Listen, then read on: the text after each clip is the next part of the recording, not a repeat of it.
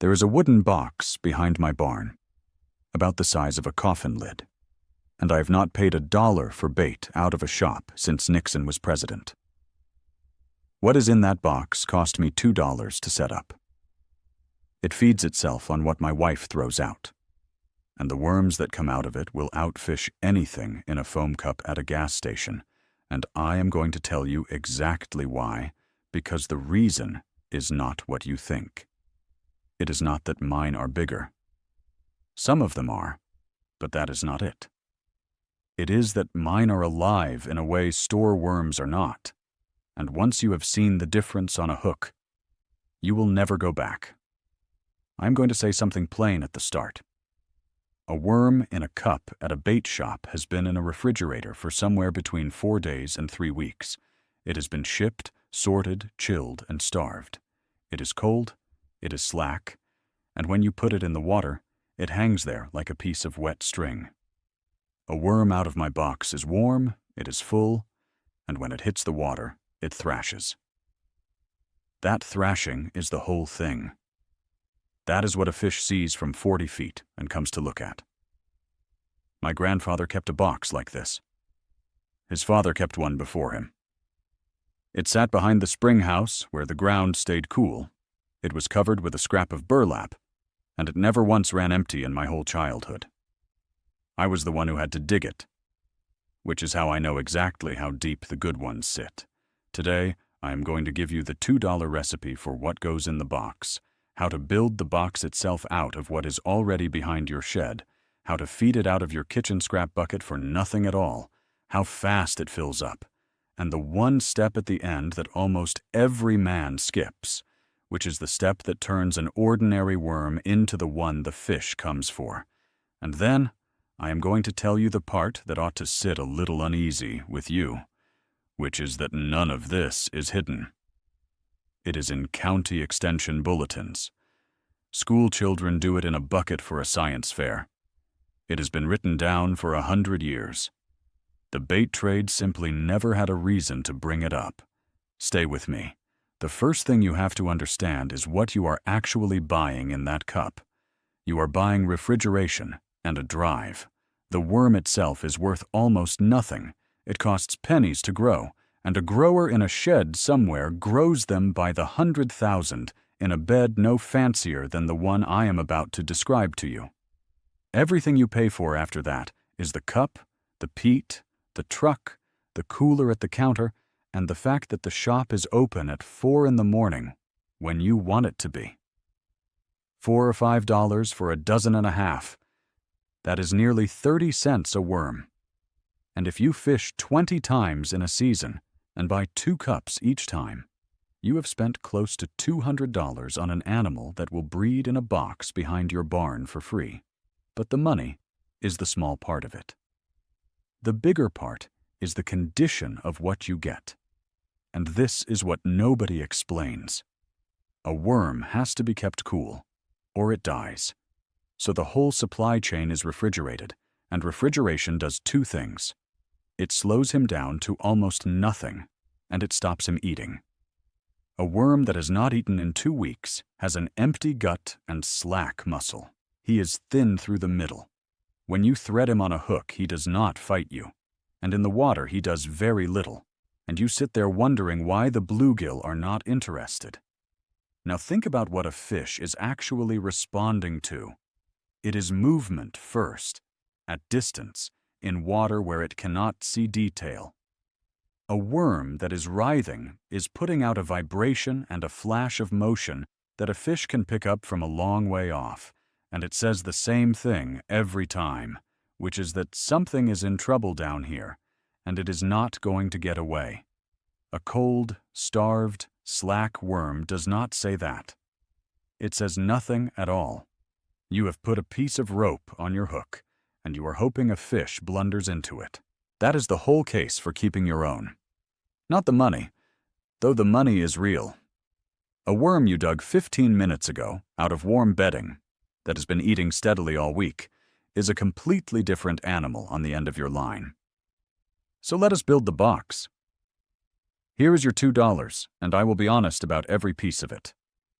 The box itself should cost you nothing. An old wooden crate, a drawer out of a dresser somebody put on the curb, 2 pallets knocked apart and nailed into a rectangle, or a plastic tote with a lid, which you may already have in the cellar. Whatever you use, it wants to be wide and shallow rather than deep. Worms work the top few inches, and nothing much happens at the bottom. A foot deep is plenty. Wider is always better than deeper. Then you drill holes. A dozen small ones in the bottom for drainage and a dozen around the top edge for air. If you are using wood, the gaps in the boards will do it. This is the step people skip, and it is the one that kills a bed. A sealed container goes sour and everything in it dies. It has to breathe. Now the bedding, which is the recipe, and which is where your $2 goes. Shredded cardboard and newspaper. Free. Tear it into strips about as wide as your finger, and use plain brown corrugated and plain newsprint, not the shiny colored inserts. Soak it and wring it out hard, because the bed wants to be about as wet as a sponge you have squeezed, and no wetter. A few handfuls of old leaves or aged straw. Free, off the ground. 2 good handfuls of plain garden soil or old compost. Free. This matters more than it looks, because the grit goes into the worm's gizzard, and he cannot digest without it. 1 cup of cornmeal. That is your money. And a bag will last you a year, so call it under $1 toward this box. A handful of coffee grounds. Free, out of the pot this morning. And a small handful of crushed eggshell or a spoonful of garden lime to keep the bed from going sour, under $1. Mix all of it together loose, do not pack it, and fill your box 3/4 full. That is the recipe. $2, and most of what is in there came out of your own trash. Now the worms themselves, and there are 2 kinds, and it matters which you pick. Red wigglers are the ones to start with. They are the small red worms you find under a rotting log or in an old manure pile, and they breed fast in a box because they naturally live in the top layer of rotting material. That is exactly what you have built for them. 1 pound, which is somewhere around 1,000 worms, sells for $25 to $30, and I will say plainly that this is the one thing in the whole operation you might pay real money for. Once. You never buy them again. Now, before I tell you the way to get them for nothing, do me one small favor. If this is landing for you so far, tap the like button, and if you are not subscribed to this channel, take 3 seconds and do it, and switch the bell on so the next one finds you when it comes out. That is the only thing I will ask you for today. All right, back to the barn, or you find your own for nothing. Turn over old hay at the back of a barn, dig into a compost heap, look under a board that has been lying on damp ground since fall. 50 worms is enough to start. It fills up slower, but it costs an afternoon and no money at all. Night crawlers, the big ones, are a different animal. They dig deep vertical burrows and do not thrive in a shallow box. If you want crawlers, the old method is still the best one, which is to walk your lawn after dark, following a warm rain with a flashlight held low, and pick them off the grass. Move slow. They pull back fast. My grandfather could fill a can in 20 minutes, and I was never half as quick. Feeding is where this becomes almost comical, because the food is free, and it is currently going in your bin. Vegetable peelings. Fruit scraps and cores. Coffee grounds and the paper filter with them. Crushed eggshells, bread heels, squash and melon rinds, which they go at faster than anything. Chop it small because small breaks down faster. Bury it in a pocket under the bedding rather than laying it on top, which keeps the flies off. Feed one corner this week and a different corner next. A cup or 2 a week for a small box is plenty. What never goes in: meat, bones, grease, dairy, and anything oily. Those rot the wrong way, and they will make that box smell like something died, and it will bring every rat in the township. Go easy on citrus and onion as well. A little is fine. A lot turns the bed acid. A healthy bed smells like the floor of a woods after rain. That is the test. If it smells sour, You have overfed it or it is too wet. Add dry, shredded cardboard. Stop feeding for a week, and it will come right. Where you put it matters. Worms want cool and dark and steady, and 55 to 75 degrees is where they are happiest. In summer, deep shade on the north side of a building, or a cellar, or under a porch. In winter, a garage or a cellar, or if it lives outdoors, heap straw a foot deep over the top, and it will come through. Heat kills them faster than cold. Full sun on a plastic tote in July will cook the whole bed in one afternoon. And I have watched a man do it. Now, how fast does it fill? Under decent conditions, a red wiggler population roughly doubles about every 2 or 3 months. That is why you only buy them once. Start with 1,000 in the spring. Feed them, leave them alone, and by the end of the season, you have more than you can fish, and you are handing coffee cans of them to your neighbors. Now, step 3, and this is the one nearly everybody skips. It is the difference between a good worm and the best bait in the county, and it takes 24 hours and costs nothing. Step 3 is conditioning. The night before you fish, take out as many worms as you mean to use and put them in a separate can, and do not put bedding in with them. Put in damp, shredded newspaper and a good sprinkle of dry cornmeal. Some men use coffee grounds. Some use a little used tea. Cornmeal is what we always used. Leave them overnight in a cool place. What happens in those hours is that the worm empties out the soil and the rot in his gut and fills up on clean meal instead. He firms up. He goes from soft and slack to tight and muscular, and the difference in your fingers is unmistakable once you have felt it. A conditioned worm threads on a hook without tearing. He stays on through a cast instead of flying off. He lives on that hook far longer in the water. And he thrashes, hard, for minutes rather than seconds. If that is worth something to you, hit the like button and make certain you are subscribed with the bell switched on.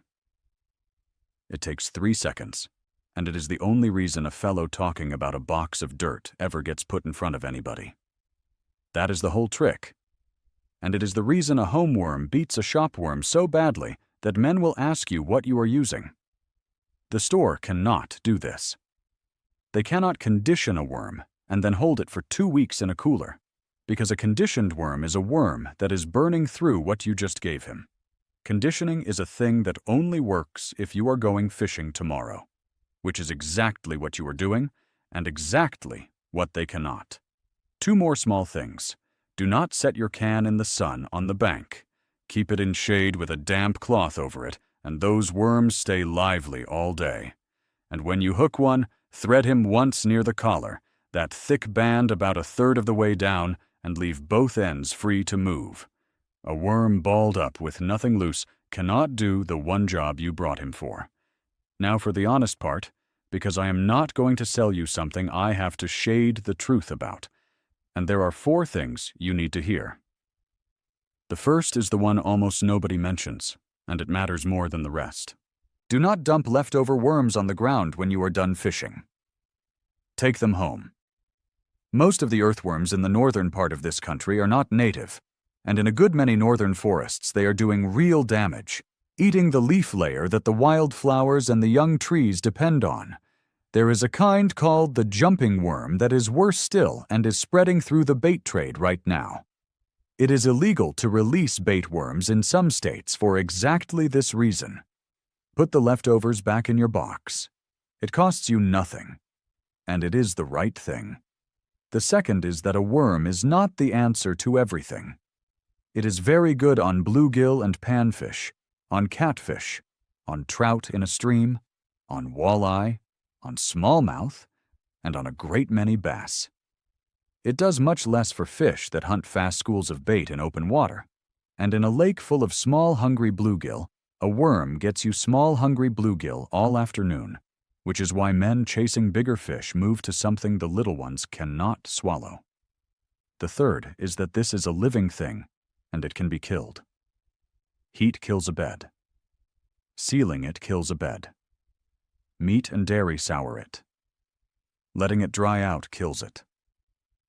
And drowning it in a box with no drainage kills it just the same. It wants 5 minutes a week. That is not nothing. And any man who tells you it is nothing has never kept one.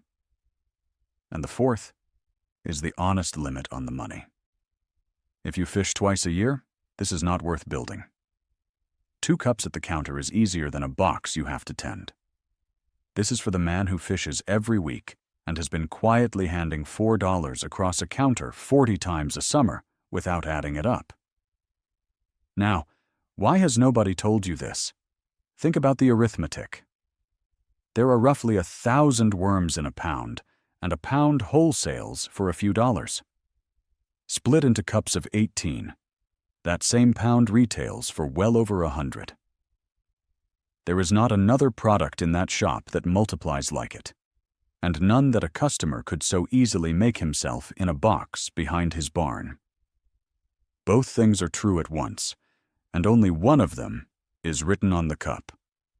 I do not believe anybody held a meeting about this. I want to be clear, because I have no use for that kind of thinking.